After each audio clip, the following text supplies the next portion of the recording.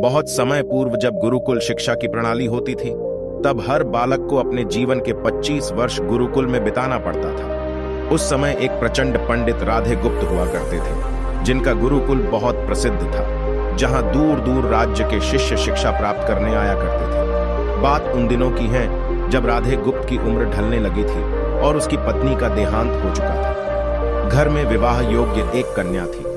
राधे गुप्त को हर समय उसकी चिंता सताती रहती थी।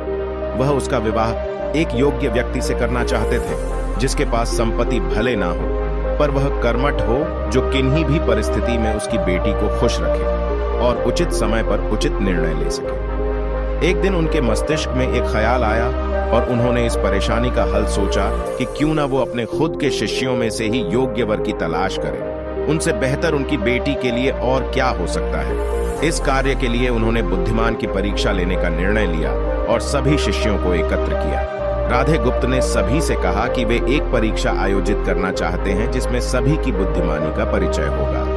उन्होंने सभी से कहा कि उन्हें अपनी पुत्री के विवाह की चिंता है, जिसके लिए उनके पास पर्याप्त धन नहीं है।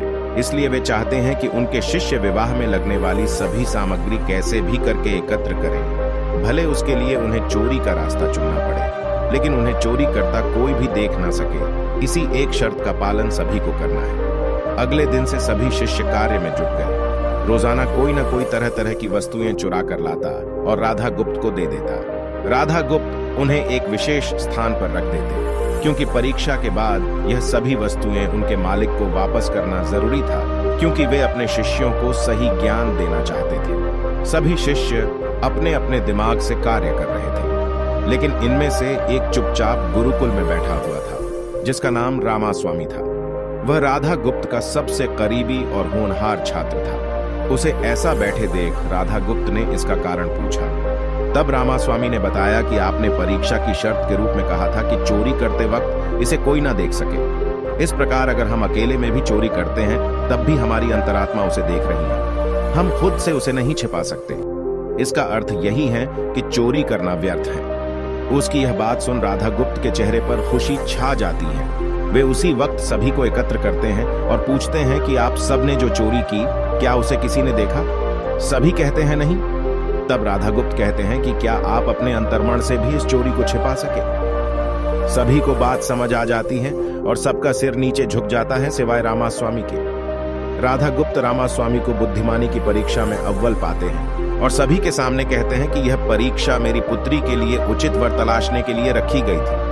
इस प्रकार मैं रामास्वामी का विवाह अपनी पुत्री के साथ तय करता हूँ। सभी खुशी से झूम उठते हैं। साथ ही चुराई हुई हर एक वस्तु को उसके मालिक को सौंप विनम्रता से सभी से क्षमा मांगते हैं। बुद्धिमानी की परीक्षा से यही शिक्षा मिलती है कि कोई भी कार्य अंतर्मन से छिपा नहीं रहता और अंतर्मन ही मनुष्य को सही राह दिखाता है। इसलिए मनुष्य को किसी भी कार्य के सही गलत के लिए अपने मन को टटोलना सबसे जरूरी है।